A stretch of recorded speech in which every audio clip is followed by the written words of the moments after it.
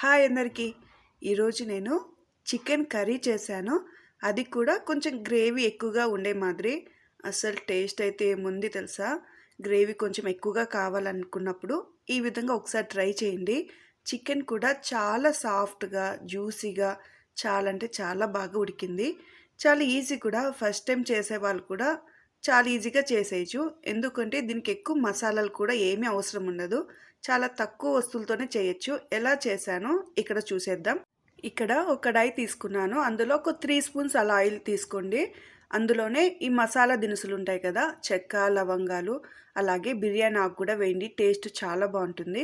అవన్నీ ఆయిల్‌లో కొద్దిగా ఫ్రై అయిన తర్వాత సన్నగా కట్ చేసిన అల్లము, అలాగే వెల్లుల్లిపాయలు ఇందులో వేసుకున్నాను. అల్లము కొంచెం ఎక్కువగా వేసుకొని టేస్ట్ బావుంటుంది. ఇదంతా కొంచెం ఫ్రై చేయాలి. అంటే కొంచెం కలర్ మారే వరకు ఫ్రై చేయాలి.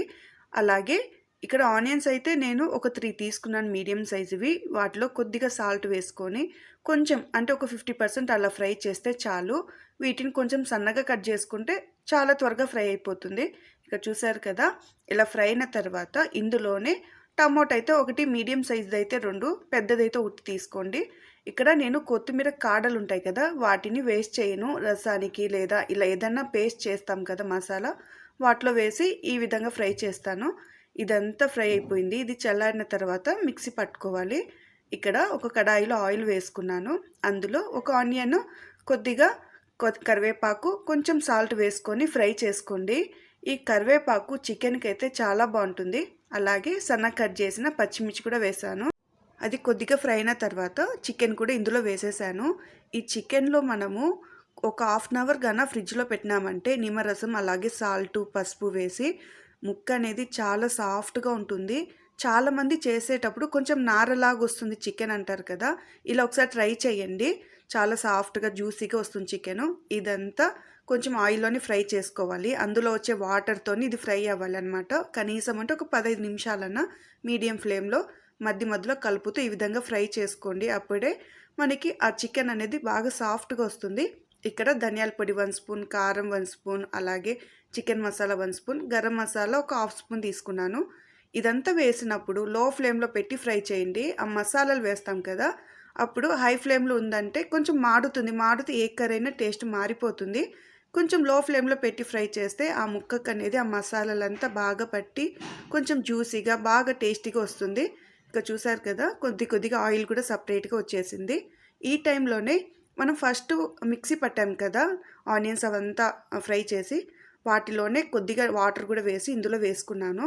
ఇలా వేసిన తర్వాత ఒక 5 నిమిషాలు మీడియం ఫ్లేమ్‌లో పెట్టుకొని కొంచెం కలుపుతూ మధ్య మధ్యలో ఫ్రై చేయండి.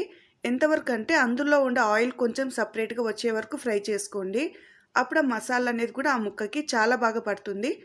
ఈ విధంగా చేశారంటే చాలా అసలు సాఫ్ట్‌గా, జ్యూసీగా, గ్రేవీ కూడా చాలా టేస్ట్‌గా ఉంటుంది.